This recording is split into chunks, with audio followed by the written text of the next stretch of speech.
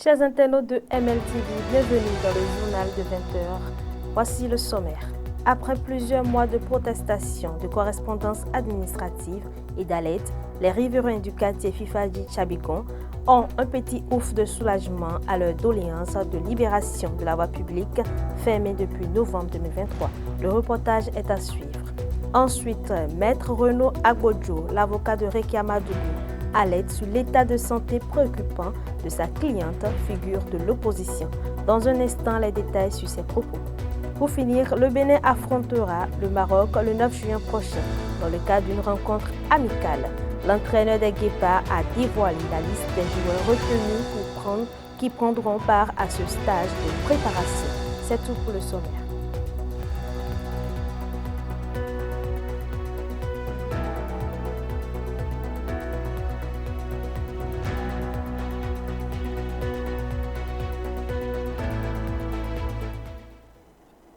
Chers internautes, c'était le message lancé dimanche par Maître Renaud Agbodjo sur Esaü TV. L'avocat alerte sur l'état de santé préoccupant de Rekia Madougou, figure de l'opposition. Détenue depuis mars 2021 à la prison civile de Misrété, Madame Madougou souffrirait, selon son avocat, de problèmes de santé majeurs, notamment de troubles de la vue et des pathologies chroniques apparues pendant sa détention.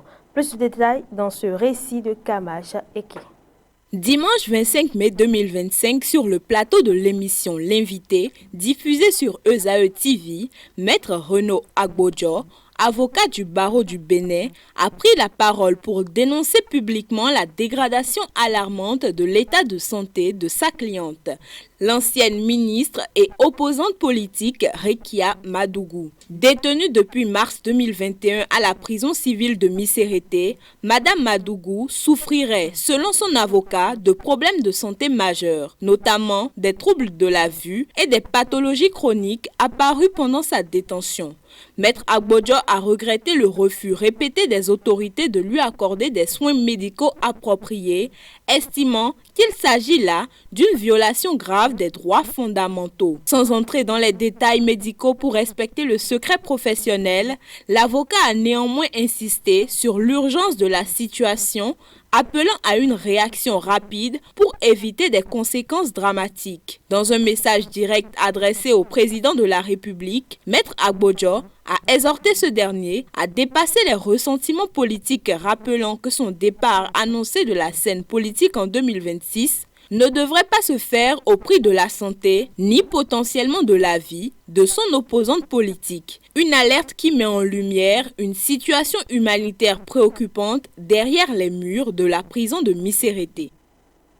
Le journal Matin Libre avait sonné l'alerte sur l'occupation de la rue communément appelée Tchabi, aux rues de Sika Plus, suite aux plaintes des riverains. Les voix des habitants de Fifadi-Tchabigon dans le 9e arrondissement de Cotonou ont finalement porté leurs fruits. Après plusieurs mois de protestation, de correspondance administrative et d'alerte sur les risques environnementaux liés à la fermeture d'une voie publique essentielle, des actions concrètes ont été entreprises pour répondre à leurs doléances. Nous vous invitons à suivre l'explication du chef du quartier pour mieux comprendre le problème. Le problème qui est ici, c'est un problème très sérieux. Et nous nous sommes battus depuis les années 1994. Donc ça fait 21 ans aujourd'hui que nous sommes en train de mener la lutte. Et la voie était menacée d'être fermée. Nous avons posé le problème au préfet d'alors, M. Arlenvi et Pierre. Et le préfet a commis des experts géomètres pour revoir le lotissement qui a été fait ici. Et il y a des corrections à mener. C'est ainsi que le préfet alors a décidé de maintenir la voie ouverte, de dégager ceux qui ont voulu la fermer. Parce que cela se situe sur une voie d'écoulement d'eau pluviale. Donc c'est comme ça que ceux qui prétendent fermer la voie, le préfet leur a fait d'autres attributions ailleurs de parcelles par rapport à leur papier de propriété. Mais celui-ci qui est venu fermer la voie, lui, il n'avait pas de papier de propriété. Donc le préfet a dit, bon, il n'a qu'à alors essayer de retrouver ses papiers pour qu'on lui fasse une attribution, mais il n'a pas le droit de fermer la voie. C'est ainsi que, un beau jour, nous étions là, lorsque le Caterpillar est venu casser les parties qui sont sensibles à la voie, et en même temps un individu est venu ériger cette clôture là et fermer la voie. Donc vraiment toute la population a été déçue, souffrante. Nous avons recommencé à nous adresser aux autorités compétentes. D'ici là, la mairie viendra nous ouvrir la voie pour la circulation des hommes, des biens et des eaux de pluie, parce que Fifadi est situé dans un versant. On ne peut pas fermer la voie à l'eau. La mairie de Cotonou a fait état d'un arrêté municipal déclarant d'utilité publique la parcelle litigieuse. Cette décision administrative vise à rétablir la voie publique sur le lot 1841 du lotissement Fifadi, Yenawa, Zogbo, Zogbohwe, fermé illégalement. Les riverains apprécient. Entre-temps, quand il pleut là, je vous jure, ce carrefour-là, ça devient une mer. Si je n'ai pas de pirogue là, je ne peux pas passer. Les clients, on appelle les clients de rentrer dans nos garages. Les clients ne viennent pas à cause de la fermeture de cette voie. Nous ne trouvons pas de clients. Le garage est comme ça, on ne fait rien, on vient se reposer chaque jour. On se repose, on cause, on rentre à la maison à cause de la fermeture de cette voie. Mais je ne comprends pas, c'est inadmissible, c'est inacceptable. On ne peut pas faire ça dans un pays de droit. Donc je remercie vivement la mairie qui a joué son rôle correctement, la mairie de Cotonou qui a joué son rôle. Et qui est venu mettre à casser sur le mur là. Vraiment, je suis très content de lui. Il n'a qu'à continuer à travailler comme ça pour que le pays puisse marcher. Et je félicite aussi le président Talon et son gouvernement. Et le ministre de la décentralisation et des collectivités locales qui s'occupe des parcelles et autres là. Je le remercie beaucoup de continuer à faire comme ça pour que le pays puisse se développer. Donc, primo, la voie étant fermée, après, suite à des plaintes données, au moins le préfet d'alors, le préfet Pierre Arlin ordonne la réouverture de la voie. Et à ce que je sache, et à ce que se figure quand même sur son arrêté préfectoral, tous ceux qui avaient fermé la voie, tous ceux qui avaient occupé la voie étaient tous quand même déjà recasés. Excepté ce monsieur qui vient fermer la voie aujourd'hui à toute une population malgré le versant du quartier. Parce que Fifadi à la base était un bas-fond. Sous un arrêté préfectoral, assisté par la police, et puis ils sont venus au moins décaper, briser les clôtures et puis ériger un mur au milieu quand même pour empêcher la circulation. Et à notre demande, on nous dit maintenant que c'est un pasteur. On ne peut pas vouloir prier Dieu et empêcher les riverains de rentrer chez eux. On a crié, on a formé un creuset, on a tapé à des portes, les institutions, on a distribué des courriers, on a fait nos plaidoiries. Je pense qu'à l'étape actuelle, quand même, je pense que la mayonnaise est en train de prendre. Parce que hier, on a reçu la présence quand même de la mairie qui est venue marquer l'inscription à casser sur le mur. Mi ado fiso be wa akase do no ena mi awajije de no de so ena bo no sisa so de no mi me no sato kati oton le ya bona mi ouvert no jija mi so no si no gbon fia fi lo yin to bono fami tangbo e o te to mene ya to mi do ouvert se we no eni wa gba bona mi ali o ena so no kun mi to me. Le gouvernement béninois a annoncé la démolition complète de l'ancien pont de Cotonou.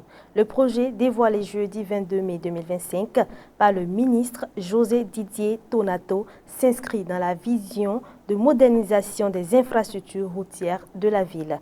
Une équipe de la rédaction a recueilli pour vous l'avis de quelques usagers sur le sujet. Suivez ce reportage de Sabine Kikpadé et Toussaint Bossa. Construit entre 1927 et 1930, puis rénové pour la première fois en 1981, l'ancien pont de Cotonou est vieux de 98 ans.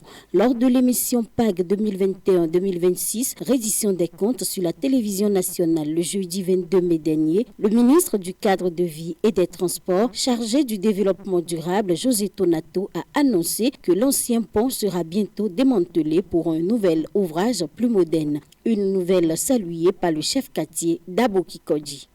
C'est bon pour le projet du gouvernement. On a qu'à élargir le pont, c'est une bonne chose. Mais il faut l'accompagnement social pour les gens qui sont, les quartiers limitrophes qui sont à côté. Je parle de la part de Ménaillon, Aboki Kodji, Lopo et consorts. Sans oublier les pêcheurs qui reçoivent de partout de la lac pour aller sur la mer, pour travailler. Il faut l'accompagnement, il faut une étude et sensibilisation avec les pêcheurs. C'est une bonne chose et je suis content de ça, qu'il y a un grand pont qui va se faire là pour dégorger l'embouteillage. Ce dernier invite les pêcheurs vivant aux alentours du pont de rendre la tâche facile au gouvernement pour la bonne évolution des travaux. Les pêcheurs d'accompagner le gouvernement pour ce projet et que parce que c'est une bonne chose, c'est pour nous, pour nos enfants qu'on veut faire ça. Nous on va bénéficier un peu, mais nos enfants vont bénéficier beaucoup. Il faut qu'on accompagne le projet et que ça aille être réalisé. Que le papa des sans-voix aussi pense au volet social pour ses frères du Bénin aussi. Prince et Gilles Chris, victime une fois d'accident sur l'ancien pont à cause de son état défectueux, salue l'initiative. Oui, je vais d'attendre la loi qui vient de sortir et pour ce pont qui sera refait, moi je suis pour à ça. Donc à plusieurs reprises je vois des accidents mortels, mais je suis aussi victime de ça aussi une fois. J'aimerais que ce pont soit refait pour que la circulation soit maintenant assez circulable et posée. J'ai appris la nouvelle que le pont sera reconstruit et puis je remercie même le gouvernement Talon pour cette décision. À plusieurs reprises, j'ai vu des gens faire des accidents là, plusieurs fois devant moi, pas une fois, plusieurs fois. Donc si le pont est refait, ça sera très bien et ça évitera aussi les accidents, comme je l'ai remarqué plusieurs fois. C'est une bonne décision. Il faut noter que le futur pont s'inscrit dans le cadre du projet Accès et Traversée de Cotonou, un projet qui a pour objectif de moderniser les infrastructures routières de la capitale économique du pays afin de faciliter la circulation et améliorer la sécurité des usagers. National du mois de juin.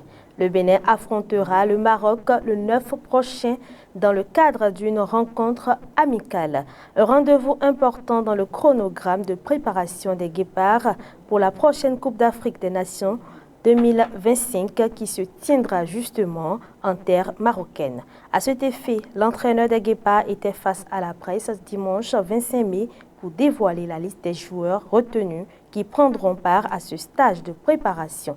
Retour en images sur cette conférence avec Maël Leroux-Bellou. C'est un Gernot Rohr enthousiaste qui était face à la presse ce dimanche. À 16 jours de la confrontation amicale contre les Lions de l'Atlas, le sélectionneur des Guépards veut négocier cette rencontre avec beaucoup de tact et d'envie. À cet effet, le technicien franco-allemand a dévoilé une liste de 30 joueurs retenus, dont 5 nouveaux qui découvriront la sélection Fagnon. Un résultat positif contre la première nation africaine passera forcément par le couloir d'une préparation méticuleuse. Faire ce match-là, c'est évidemment aussi une obligation de bien se préparer, d'où la nécessité de faire un stage. C'est toujours difficile à ce moment-là de la saison parce que la saison se termine et que les joueurs ont besoin un peu de souffler et aussi peut-être de voir avec leur famille autre chose que le football. Mais on va leur demander encore un effort. C'est même pire pour notre adversaire, où certains jouent encore la finale de la Champions League le week-end prochain. Et ils vont être là et ça va être un grand événement pour nous de pouvoir jouer en tant que Bénin, en tant qu'équipe, on va dire, qui retourne à la Coupe d'Afrique des Nations, d'aller jouer là où va se jouer le tournoi.